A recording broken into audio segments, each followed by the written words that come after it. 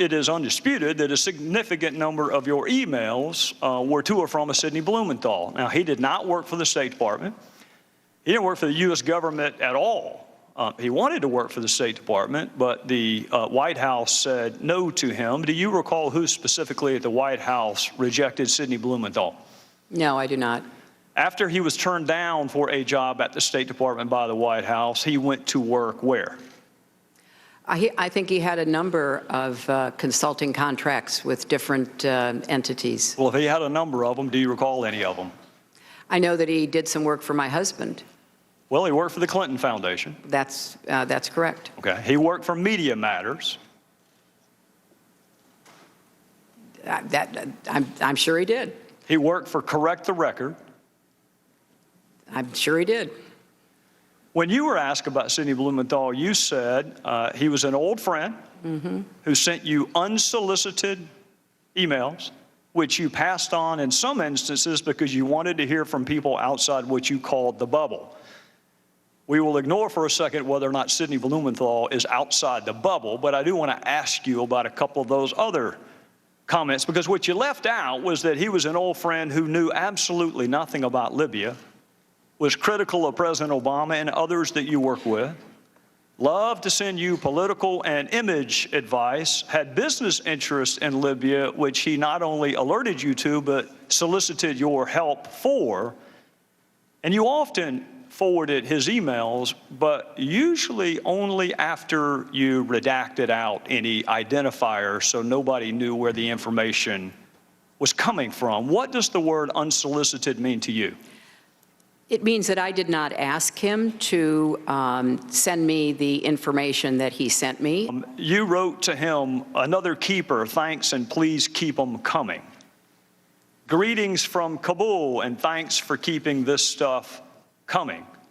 Any other info about it? Question mark. What are you hearing now? Question mark. Got it. We'll follow up tomorrow. Anything else to convey? Question mark." Now that one is interesting because that was the very email where Mr. Blumenthal was asking you to intervene on behalf of a business deal that he was pursuing in Libya. What did you mean by what are you hearing now? I have no idea, Congressman. They started out unsolicited. You didn't say they started off unsolicited.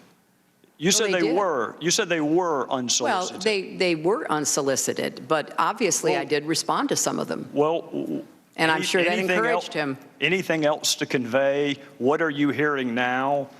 I'm going to Paris tomorrow night. We'll meet with TNC leaders, so this and additional info useful. Still don't have electricity or BlackBerry coverage post-Irene, so I've had to resort to my new iPad. Let me know if you received this. We'll talk about the new iPad in a little bit. Here's another one. This report is in part a response to your questions. That's an email from him to you.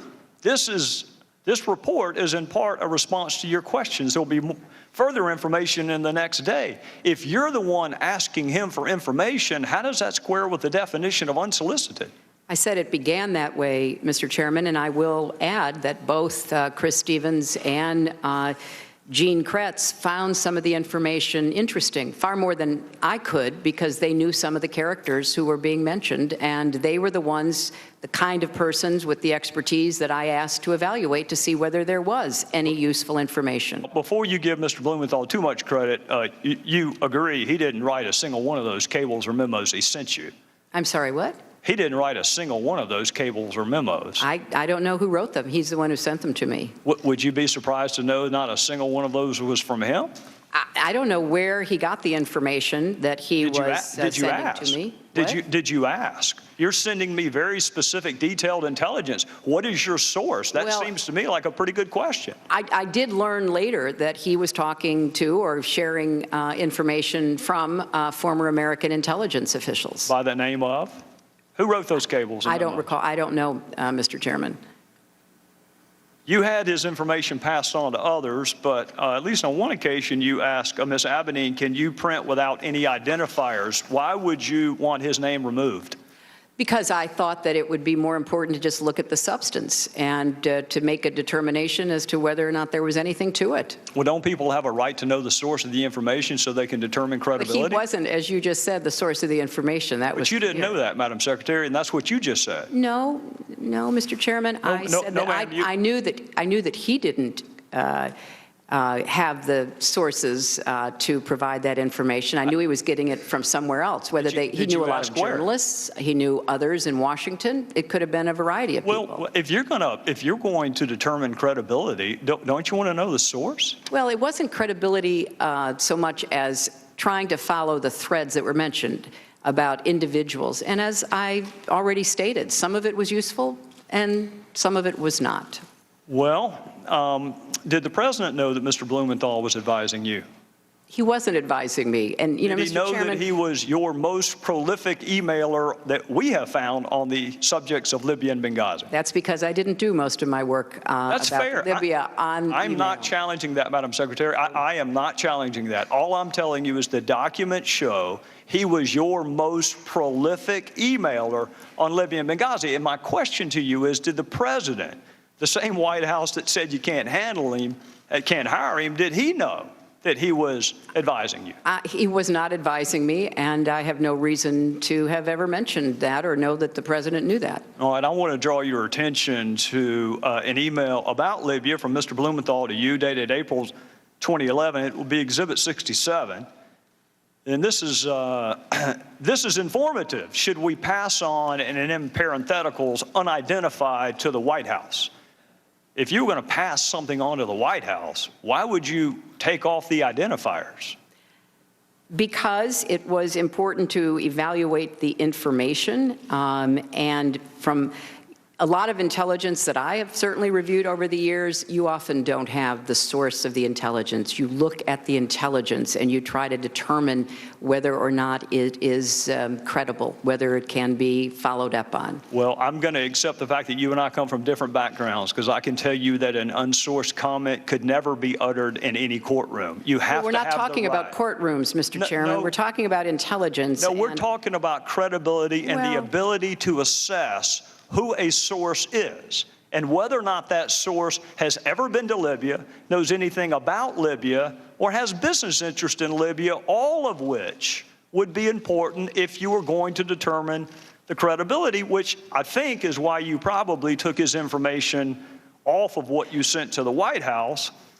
But here's another possible explanation that may give us a sense of why maybe the White House didn't want you to hire him in the first place.